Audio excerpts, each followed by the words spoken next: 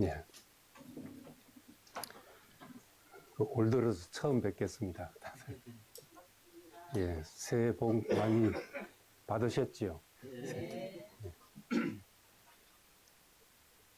오늘은 마가복음 8장 31절에서 37절 말씀입니다.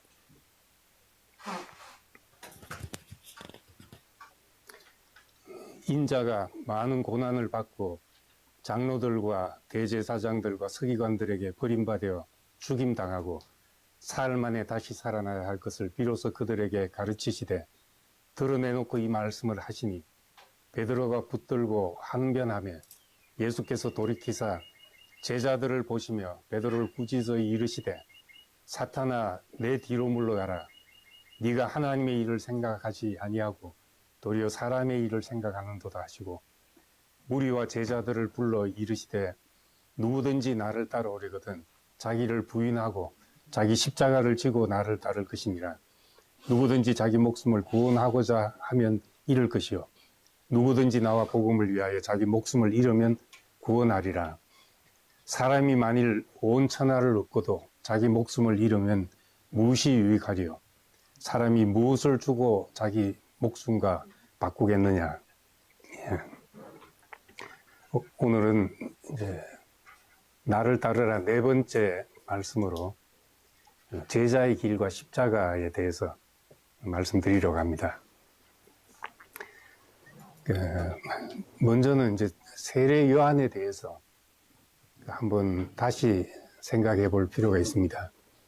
이제 세례 요한을 폄하하는 사람들도 있습니다. 예수를 따르지 않고 세상 왕의 사생활을 간섭하다가 헛된 죽음을 죽은 사람이다. 이렇게 말하는 사람들도 있습니다. 근데 이건 성경을 몰라서 하는 말입니다. 세례 요한과 예수는 사명이 다른 사람으로 봐야 됩니다. 하나님이 쥐어진 역할이 이제 다르다고 봐야 되죠.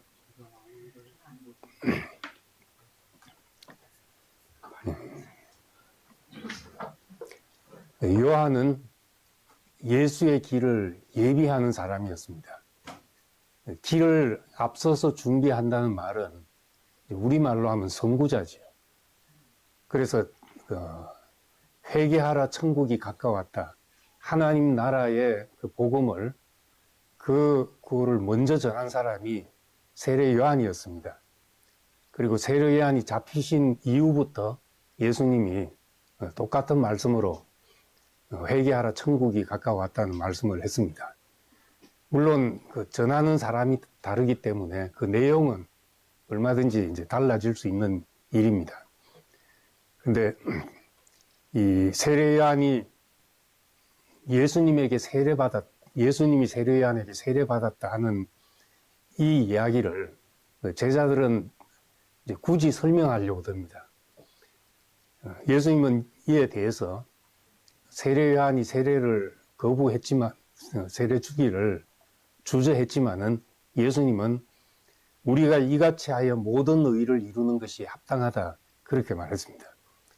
이같이 하여 내가 세례를 당신에게 받음으로써 모든 의를 이루는 것이 합당하다.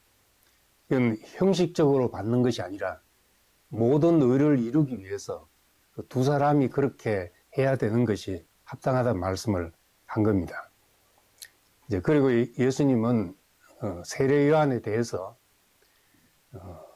구약 말라기서에 크고 두려운 날이 이르기 전에 엘리야를 먼저 보낸다 말씀했는데 이 올 것이라 했던 엘리야가 바로 이 사람이다 이렇게 말했습니다.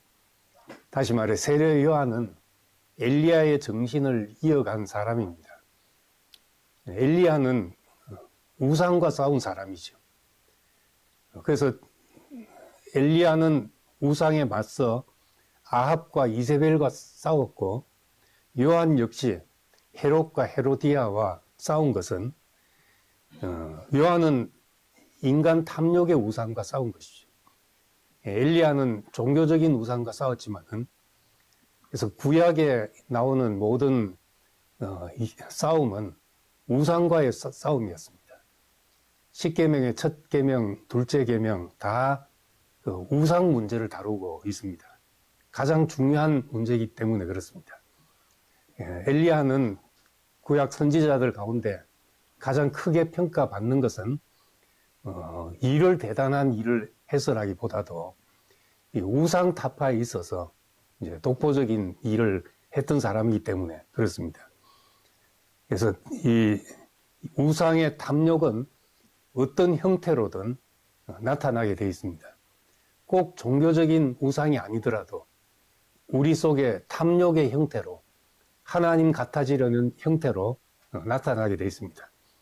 그래서 이 싸움을 무시하고 그들이 세운 방어벽을 무너뜨린 곳에서는 항상 우상 숭배가 나타날 수밖에 없는 겁니다.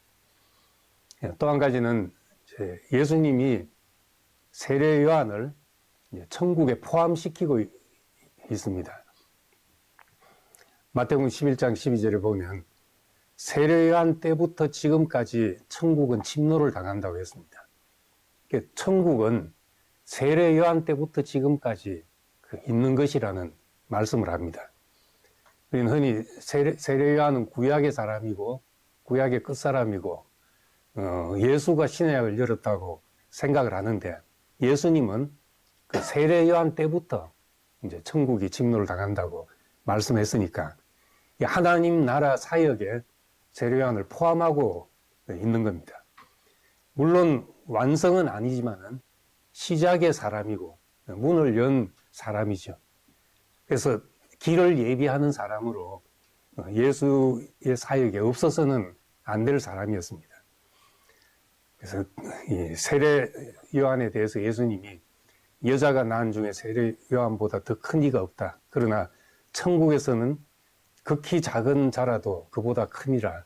이렇게 말한 것을 어떤 사람은 앞에 힘을 주어서 세례 요한이 가장 큰 사람이다 말하는 사람도 있고 어떤 사람은 뒤에 힘을 주어가지고 천국에서는 어린아이보다 작다 했으니까 예수님이 세례 요한을 무시한 말이다는 해석을 한 사람도 있습니다.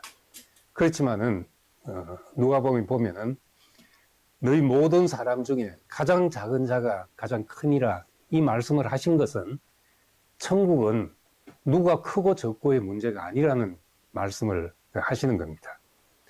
크고자 하는 사람은 사람들 앞에서 천국의 가치가 거기에 있지 않다는 이야기를 한 거죠. 그래서 우리가 늘 유념하고 지나가야 될 일은 어떤 한 가지 가치를 내세워서 다른 사람들을 재단해버리는 섭성을 우리가 버리고 예수님이 우리가 이같이 하여 모든 의를 이루는 것이 합당하다 하신 말씀의 정신을 살려낼 필요가 있습니다. 우리는 흔히 생명이라는 관점에서 보면 다른 사람들은 다 생명이 없어 보입니다. 어떤 사람도 테레사 수녀도 생명이 없어 보이고 다 그렇게 보입니다. 우리가 생명의 목장에서 자유를 누린다 생각해 보면 다 다른 사람들은 제도의 틀에 종교적인 틀에 갇혀 있는 것처럼 그렇게 보입니다.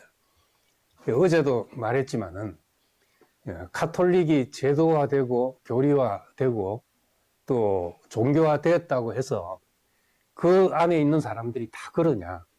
그렇게 볼 수 없다는 거죠.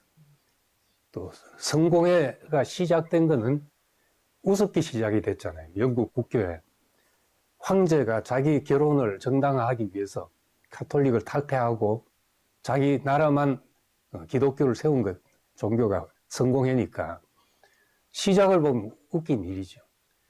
근데 책을 보다 보면은 아주 감동적인 사람들이 많은데 보면 성공회 출신 신부나 작가들이 많은 거예요. 그래서 우리가 어떤 그 외모로 단체로 집단으로 평가되는 것이 얼마나 범주화시키는 것이 얼마나 위험한 일인가 하는 걸 알게 되고 그 하나님은 그 사람이 뭐 캐톨릭인지 또는 뭐 안식교인지 이런 걸 보시는 것이 아니고 그 사람이 누군지를 보고 있다는 겁니다. 그래서 우리는 이제 사람을 평가할 때도 그렇고 그때로서는 그것이 최선이었겠구나. 그 사람에게는 그것이 자기 길이었겠구나. 이렇게 생각할 수 있어야 우리는 역사와 시대와 연결되어 살아갈 수 있게 됩니다. 안 그러면 다 끊고 우리만 잘난 사람으로 살게 되는 거죠. 오늘 말씀은 이제 예수님 사역의 한복판에서 일어난 일입니다. 베드로에게 3번 나를 따르라는 말씀을 합니다. 첫 번째는 갈릴리 어부로 있을 때 고기 잡던 어부에게 나를 따르라 하셨고, 마지막 예수께서 부활하신 후에 디베랴 바닷가에서 자기를 부인한 제자에게 찾아와서 너는 나를 따르라 말씀했습니다. 그 두 번의 부르심 사이에 제자들이 예수님 따르기 한가운데 섰을 때 베드로는 주는 그리스도시요 살아계신 하나님의 아들입니다 하는 고백을 했고, 이제 그때 예수님은 바로 그것은 너에게 복이다. 바요나 시몬아, 네가 복이 있다 하는 말은 그것은 너에게 복이다. 나를 하나님의 아들이라고 높인다고 해서 내가 복이 아니라 그렇게 보이는 너가 복이다 말씀하면서 자신은 십자가로 갈 것을 이제 처음으로 말씀을 하셨습니다. 이제 주는 그리스도시요. 주가 그리스도라면 우리가 따라야 될 뿐인데 그리스도를 따르자면 그가 가시는 길을 알아야 되잖아요. 그래서 예수님은 첫 번째 부르심에서는 그냥 나를 따르라 하셨고, 그러니까 베드로는 곧바로 배와 그물을 버려두고 따르는 그 단순한 복종이 요구됐습니다. 근데 두 번째 부르심, 오늘 여기서는 아무든지 나를 따라오려거든 이렇게 말씀합니다. 이 부르심에서는 십자가로 가는 예수를 알아야 했고 우리가 치러야 될 대가를 계산해야 되는 시간이 온 것입니다. 어제 읽은 누가복음 본문에는 누가복음 14장에는 이제 그렇게 말씀합니다.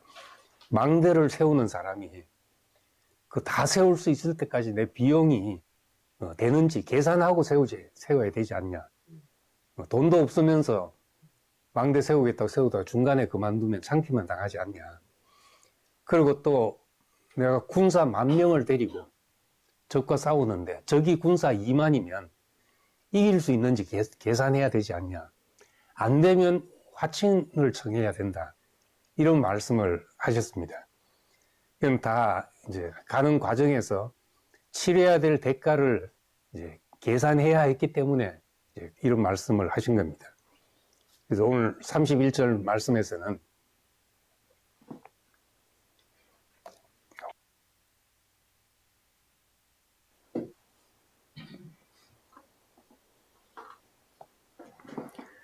네, 31절 말씀에서는 인자가 많은 고난을 받고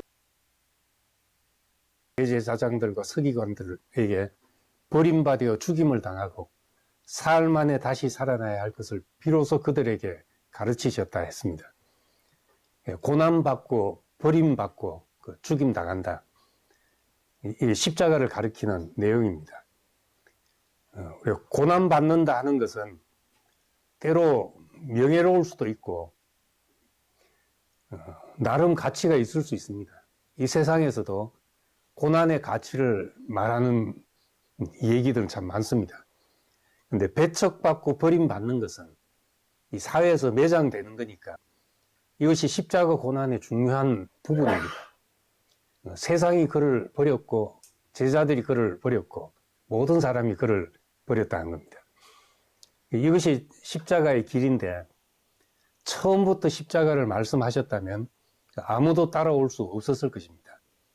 근데 먼저는 영광이 보였고 그 다음에는 그 영광이 어디서 영광이 나오는 것이 십자가라는 것을 말씀했을 때 베드로가 붙잡고 항변했다 했습니다. 마태복음에는 결코 그럴 수 없습니다. 이렇게 말했습니다.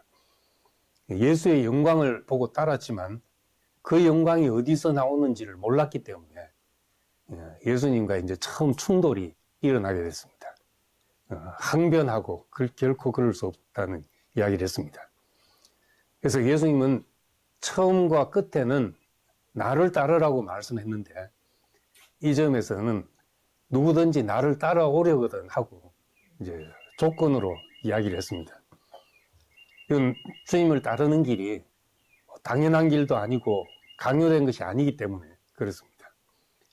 나를 따라오려거든 자기를 부인해야 되고 십자가를 져야 된다는 말씀을 하고 있죠. 이 십자가의 길, 어제도 그런 얘기가 나왔는데 이제 십자가를 말하니까 주님을 따르는 길을 말하니까 무거운 짐을 지는 것 같은 느낌이 든다는 이야기를 하는 사람도 있습니다. 그런데 무거운 짐을 진다기보다 거꾸로 생각하면 내 모든 짐을 내려놓는 일입니다. 예수님 말씀은 수고하고 무거운 짐진 자들아 내게로 오라. 내 멍에를 메고 내게 배우라 말씀했으니까 주님을 따르는 것은 수고하고 무거운 짐을 내려놓는 일이죠. 예수를 따르는 길은 하나님의 통치 안으로 들어가는 것이고 원래 인생의 주인에게 인생을 되돌리는 일입니다. 원래 하나님이 사람을 지으신 목적으로 우리가 되돌아가는 일이죠. 사람의 당연한 길이니까 내 원대로 마옵시고 아버지의 원대로 하옵소서. 이 고백을 하는 겁니다. 이것이 십자가의 길이죠. 우리는 큰 고난이 와서 십자가를 진다기보다 매 순간 내 원대로 마옵시고 아버지의 원대로 하옵소서 하는 순간이 우리에게 있게 마련입니다. 저도 이제 힘들었던 시간에 이 기도가 나오더라고요. 할 수만 있거든 이 잔을 내게서 지나가게 하시옵소서 하는데 그 다음 말이 안 나오는 거예요. 그 다음 말이 안 나오고 할 수만 있으면이 아니고 할 수만 있으면 이 잔을 지나가게 하옵소서. 할 수 없어도 이건 아닙니다. 도저히 안 되는, 안 받아들이는 자리가 있죠. 내가 나를 붙들고 있는 지점에서 그런 말이 나올 수밖에 없습니다. 예수님은 처음부터 우리를 사실은 십자가로 부르셨습니다. 이 십자가는 옛사람의 죽음이고 탐심은 물론이고 내가 공동체 안에서 인정받는 것, 자기를 지키려는 것까지도 끝나는 자리로 우리를 이끌어 가시는 겁니다. 그때 하나님의 통치가 있는 사람으로 살게 되죠. 근데 베드로는 이제 그 지점에서 이제 그러지 마십시오 이렇게 말했고 예수님은 이 베드로에게 나중에 부인한다는 말을 이제 2번 했습니다. 여기서는 아무든지 나를 따르거든 자기를 부인하고 말씀하셨고 이제 십자가 앞에 가기 전에는 네가 나를 부인하리라는 말씀을 하셨습니다. 그러니까 이 2번의 부인하는 것, 나를 부인하지 않으면 결국 네가 나를 부인하게 될 것이다 하는 말씀이었습니다. 주님을 따르는 길에는 매 순간 나를 부인하든지 주님을 부인하든지 이것이 놓이게 되죠. 내 소원과 주님의 소원의 방향이 다르기 때문에 한 알의 밀이 땅에 떨어지는 것은 농부의 입장에서 보면은 당연한 길이죠. 그런데 한 알의 밀알의 입장에서는 땅에 떨어져 죽는 것이 아니라 자기가 보존되는 것이 소원이기 때문에 우리는 나를 보존하면 한 알 그대로 있고 주님의 소원이 이루어지자면 땅에 떨어져 죽어야 되는 거니까 나를 부인하는 것과 주님을 부인하는 것은 항상 그 앞에 놓인 이제 일입니다. 이걸 이제 로마서 6장에서 8장의 말씀으로 이 3번 부인하는 이야기를 다시 이제 겹쳐 보면은 로마서 6장에 우리가 그의 죽으심과 합하여 세례를 받음으로 그와 함께 장사되었다. 그러므로 너희 자신을 하나님께 의의 병기로 너희 자신을 드리라. 너희 자신을 죽은 자로 이기고 의의 병기로 드리라는 말씀을 했습니다. 로마서 6장을 읽으면 이제 앞에서 말한 모든 복음 이야기의 결론처럼 6장까지만 써놓고 맞춰도 되는 이야기처럼 보입니다. 근데 7장에 가서 이제 율법이라는 남편 비유를 하면서 남편이 죽기 전에는 이 여자에게 자유가 없다. 그 율법도 마찬가지로 율법이 끝나기 전에는 우리에게 자유가 없는데 이 율법은 세상 끝날까지 1.1획도 떨어지지 않는 틀린 말이 없는 말인 거죠. 그래서 이제 이 7장에 가서는 오라 나는 공고한 사람이다. 안 되는구나 하는 이야기를 다시 하게 됩니다. 이 자리가 지금 오늘 읽은 마가복음 8장에 있는 부르심의 한복판에서 예수님이 십자가를 말씀하고 그리 마옵소서 하는 얘기와 같은 거죠. 우리에게 원하는 있으나 그 선을 행하는 것이 없다. 선한 뜻은 있지만 그렇게 살 능력이 없다는 이제 고백을 하게 됩니다. 나는 6장에서는 나는 죽었다고 선언했는데 7장에서는 나는 여전히 무력하다. 그래서 자신을 신뢰할 수 없으므로 더 이상 나로는 살 수 없다는 사실을 알게 되는 겁니다. 그래서 나를 신뢰할 수 없을 때 우리는 자기를 부인하게 되고 8장으로 들어가게 되는 거죠. 8장에 생명의 성령의 법이 죄와 사망의 법에서 너를 해방하였다. 생명의 성령의 법이 이끄신다 하면서 이 마지막 8장 뒷부분에 가면은 어떤 것도 사망이나 또 기근이나 벌거벗음이나 칼이 들어오는 것이나 어떤 것도 우리를 그리스도의 사랑에서 끊을 수 없다는 이야기를 합니다. 이것이 요한복음 21장에 배반했음에도 불구하고 실패했음에도 불구하고 또 다시 나를 따르라고 부르시고 내 양을 먹이라고 하는 이것이 어떤 것도 이 그리스도의 부르심에서 우리를 끊을 수 없구나 하는 것을 알게 되고 이것은 내가 의지로 따라가는 문제가 아니라 주의 이끄심이 있어서 내가 가는 길이라는 것을 알게 됩니다. 그래서 예수님은 날마다 자기 십자가를 지고 나를 따를 것이다. 자기 십자가를 져야 된다. 우리가 져야 될 그 자기 십자가, 이 몫이 다 있는 겁니다. 먼저는 우리는 이제 내 옛사람, 우리 자신에게서 불러내는 거죠. 무슨 일을 해도 우리는 내가 하는 게 안 들어갈 수가 없거든요. 어디든지 무슨 일을 하든지 내 이름이 묻어나야 되고 언급돼야 되고 아니면 기분 나빠지고 이런 것이 있습니다. 근데 이 바울을 보면은 빌립보서 1장에서 그렇게 말합니다. 사람들이 나를 괴롭게 하기 위해서 예수 이야기를 하든지 좋은 뜻으로 하든지 어쨌든 전파되는 것은 그리스도니 내가 기뻐하고 기뻐한다. 괴롭고 안 괴롭고가 문제가 아니라는 말씀입니다.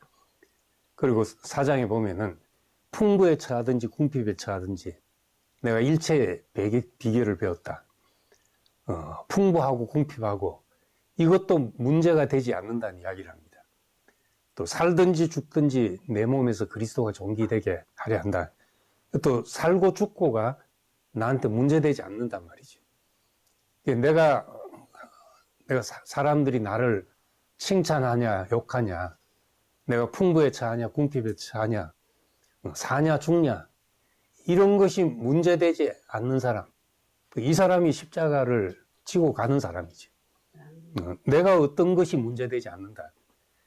우린 이 자리에서 우리를 붙잡고 있는 그 큰 힘에서 해방이 되는 겁니다. 조금만 이제 부정적인 소리를 해도 썬뿌리가 나잖아요. 궁핍하면 너무 불편하죠.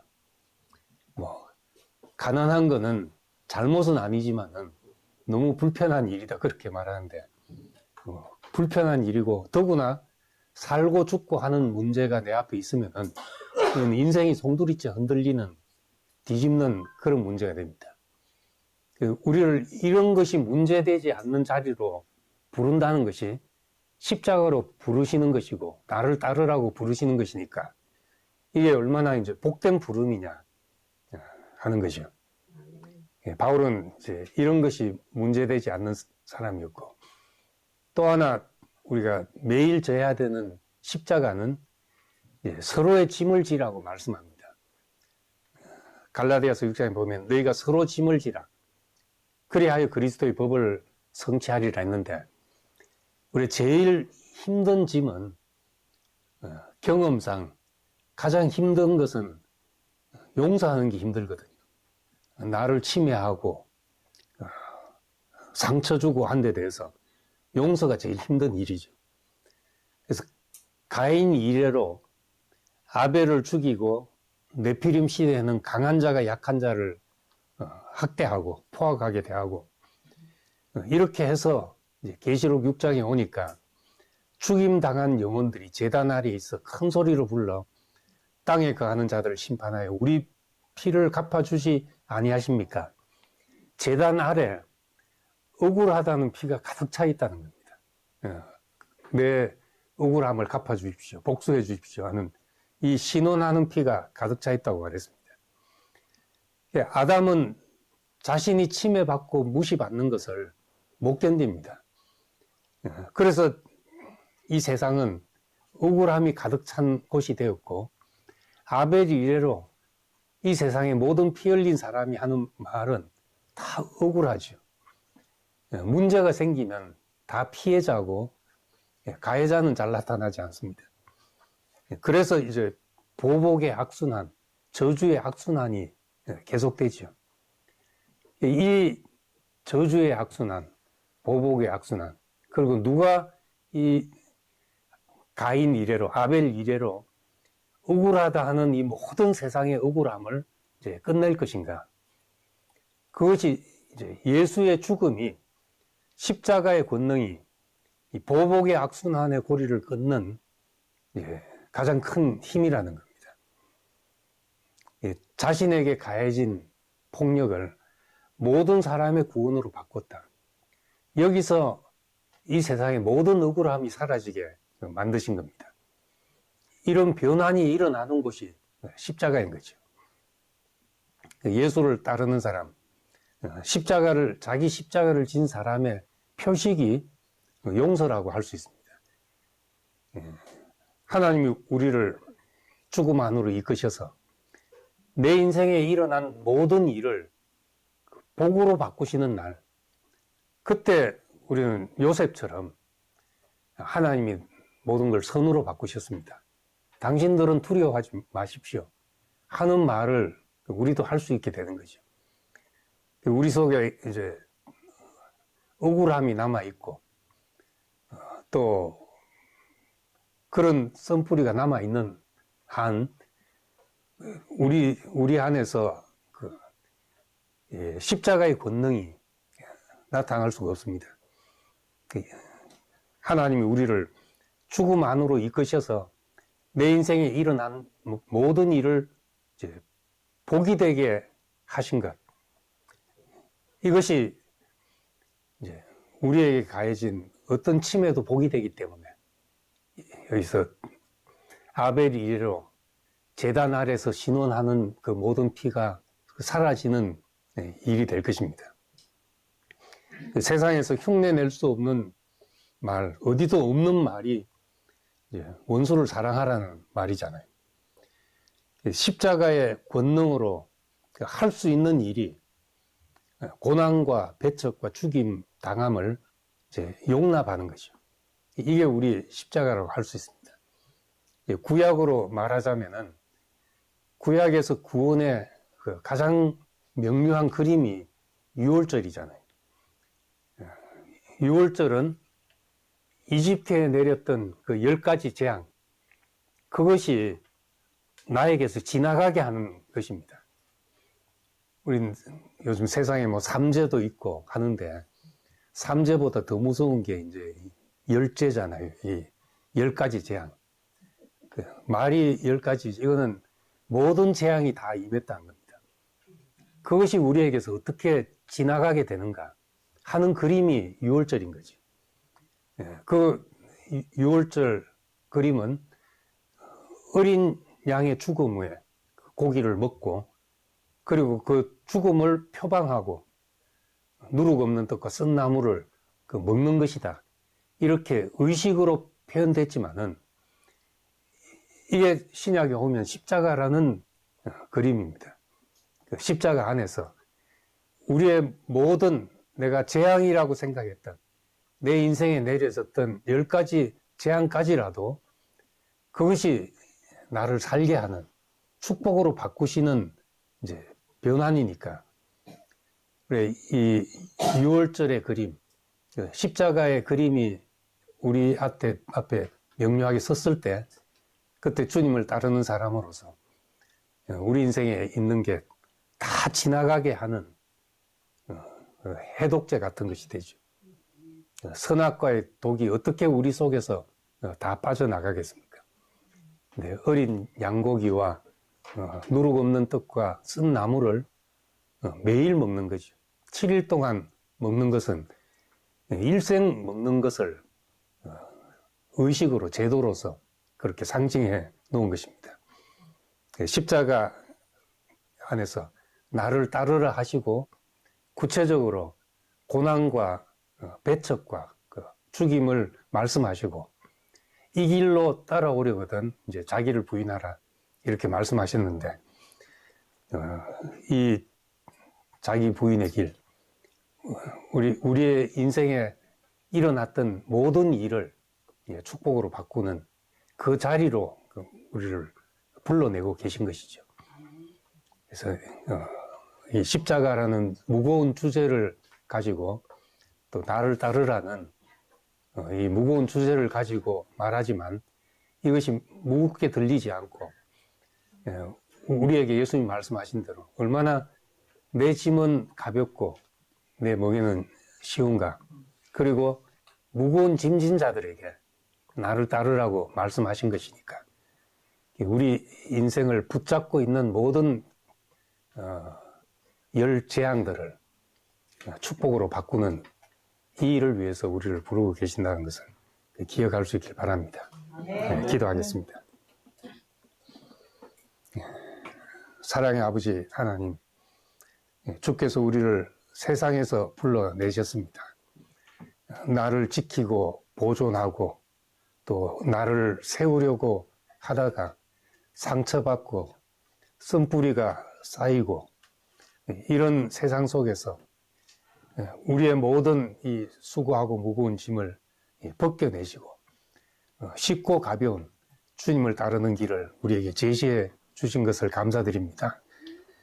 우리는 주님을 따름으로써 이 무거운 멍에를 벗게 하시고, 또 주님과 함께 죽고 함께 다시 살아서 이 세상에 어떤 것도 그리스도의 사랑에서 끊을 수 없다는 것을 우리 자신이 경험해 갈 수 있기를 원합니다. 우리 교회 안에 함께 불렀습니다. 함께 주님을 따르는 길을 가게 하셨습니다. 각 사람에게 두신 목과 분량이 다 다르지만은 왜 이 길을 가는 동행자들이 있게 하신 것을 감사드립니다. 이 평택에 한 달에 한 번씩 이렇게 모이지만 주께서 이 사람들을 축복하시고, 주님 안에 있는, 그 죽음 안에 있는 하나님이 약속하신 모든 약속을 누리는 사람들이 되기를 원합니다. 우리가 짧지만 깊은 교제를 누릴 수 있게 하시고, 우리에게 주님을 따르라는 부르심이 더 명료하게 들려지게 되기를 원합니다. 예수님 이름으로 기도드립니다. 아멘. 우리 44번 하겠습니다.